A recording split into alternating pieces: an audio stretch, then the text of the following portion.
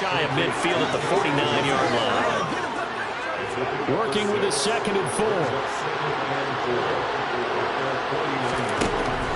Winston. And he's going to have to eat this one as down he goes. That winds up pushing him back 11 yards on the sack. And that'll bring up 3rd. Just not much a quarterback can do there, CD. The pressure was in his face almost instantaneously, led to a very quick sack. And they decided to go with the safety blitz there. And look, if that gets picked up, the quarterback really has the advantage then because he'll have more time to throw the football and some wide open space. But when it doesn't, that's a guy who gets a free run into the backfield. And oftentimes, the QB ends up on his backside as he did there. As we check the next-gen stats, you'll see he had precious little time to do anything with the football there. And he'll protect himself at the end here as he winds up getting pretty decent yardage. 5 yards that time out of the scramble. And now they're looking at a 4th down situation. I thought he did a pretty good job there to get back what he could. But let's face it, that sack on 2nd down, talk about throwing a wrench into the works. It certainly did. Yeah, he did everything he could there trying to pick up some positive yardage, and he did, but not enough.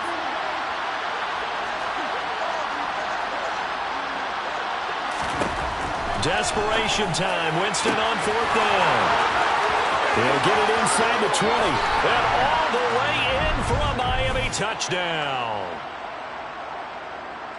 When you're trailing in the 4th quarter, you've got to take some chances you might not normally take, and here, that one pays off big time. And you have to think to yourself, not only did that pay off big time for them, but what was going on the opposite side of the ball? They know that they have to take a chance here. They know they have to come up with something big, yet it still happens. So credit the execution, but wonder what the defense was doing.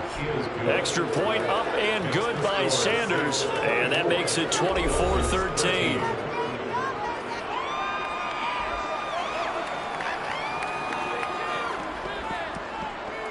Two scores down, 3 timeouts left. Still a chance if they can somehow get this one back.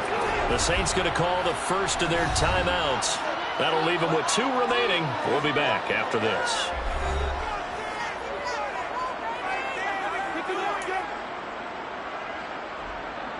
Two scores down, 3 timeouts left. Still a chance if they can somehow get this one back.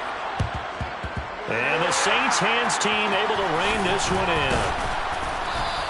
Well, 4th quarter, they felt like they needed the football back. Unfortunately, they couldn't get it.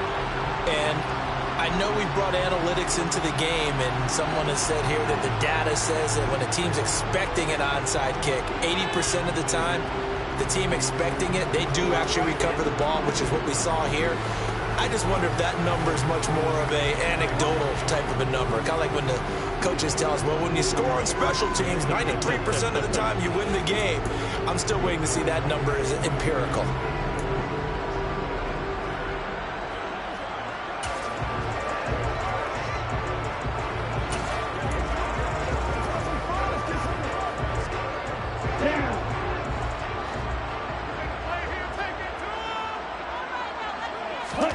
On 1st down, Tagovailoa. And intercepted. Maybe the turning point they need. Picked off by Xavier Howard. And the Dolphins are right back in this football game. 2-score game here in the 4th, and that pick, it kind of keeps the door ajar, doesn't it? It does, and you wonder about their strategy because with a 2-score lead, you would think maybe you're just sitting out and trying to drain some clock. It's almost like they felt like, hey, we've got a good cushion. We can keep pressing it. It ended up costing them. And the Saints pressure gets him. Brought down for a sack. That's the former Buckeye Pete Warner getting the sack. Oh, man, it's been a rough night for that offensive line, and it's only getting rougher. 5 sacks now that they've given up in this contest so far. It feels like the witching hour out here, doesn't it? Okay, stupid question. What's the witching hour? Yeah, the witching hour. That's when everything goes haywire late at night.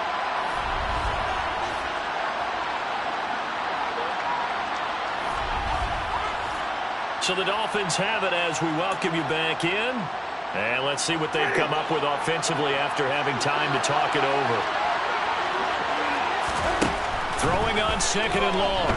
Winston Flush to his right. Oh, the pressure too great, and he goes down once more. Now the Dolphins going to burn the first of their timeouts as they'll talk it over here before what will be an important third down. So, Brandon, we've sat in with a lot of coaches, and when they talk about things they want to accomplish offensively, I'm not sure that sack and sack are on their play sheet. Now on third and forever, he'll look to throw. And Wilson with it, complete. Now another timeout called for by the offense as they'll get it with just over 90 seconds to go in the ball game.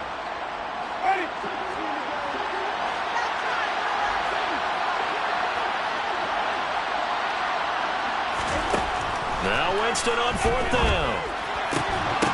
And it's incomplete. They cannot convert, and they turn it over. They had to go through with such little time remaining, and the Saints are going to get it back and in great shape. Now it looks like he'll throw here. Steps away. And he can't find anywhere to go with it, and he goes down. Now the Dolphins will use the last of their timeouts as they'll talk things over prior to this upcoming second down play. Another try after the first down sack. Tua, he lets this one fly toward the back of the end zone. And he's got him. It's caught in the end zone. Touchdown. Chris Olave, 47 yards. And the Saints are closing in on a 4-1 start as they extend their fourth quarter lead. Well, this, of course, set up by the stop and able to go on fourth down. And now that might be the score that puts this one officially out of reach. And it's a tough one because your hands are tied when you're losing in the fourth quarter because you know you've got to make something happen. They couldn't pick up the first down. And after that, the air just went right out of the balloon. And you knew you were looking at a defeated team.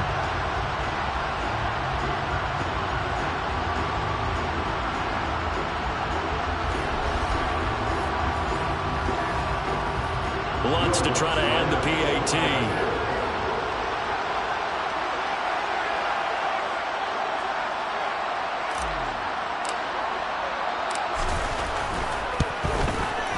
And the lead is up to 18 now. Clean and simple there. Just 2 plays. The long pass resulting in the touchdown on play number 2.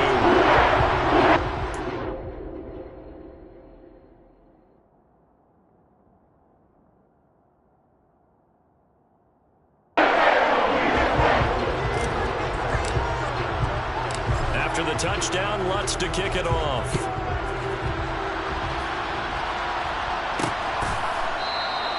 No run back here, down to a knee, and this drive will start at the 25. Now this offense back out and set to go for their next drive. But probably not much that they can do at this point, CD. Down 3 scores late in the fourth quarter. This is going to be a little too much to overcome, you would think. Yeah, they'll go down swinging, but in the end, I think we saw the writing on the wall a while back because one team was clearly better than the other in this one. And while it didn't quite reach blowout status, I think we knew who was going to win this one well before we got to this stage. He's going to be dropped following a pickup of 7 past the 30 to the 32. To the right side to Eric Ebron. And he'll be out of bounds after getting this one across the 40.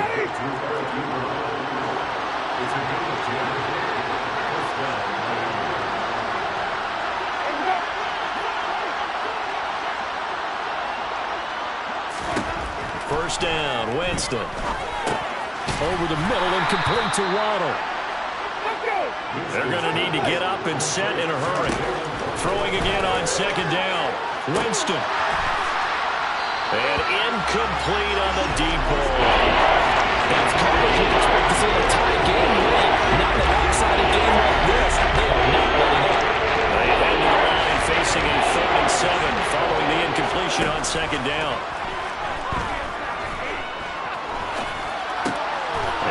Jameis intercepted a 3rd time. Marcus May with a pick. And the Saints are going to take possession of the football. And that pretty much has been the storyline, Charles. This defense, they seem to be one step ahead from the start of the game until now. And you identified it perfectly, and we can see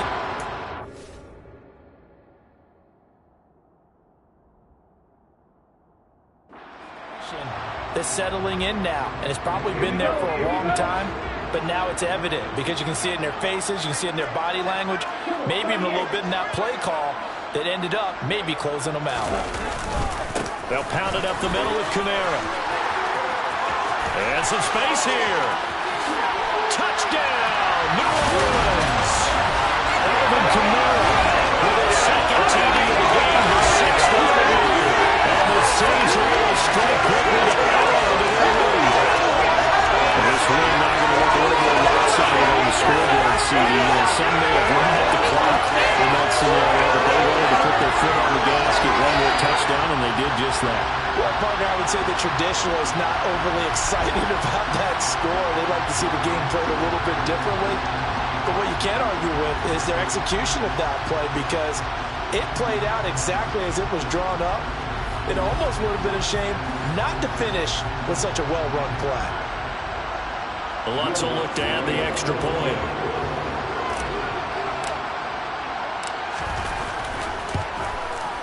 And he's been a busy man, 5 for 5 now as he knocks another one through to extend the lead. I'm not sure if they drew that play up to score, but it scored indeed. One play on the ground and into the end zone for 6.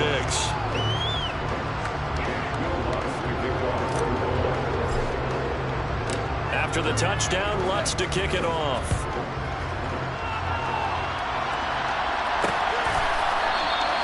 And they'll put up the stop sign there as his guys will get it at the 25.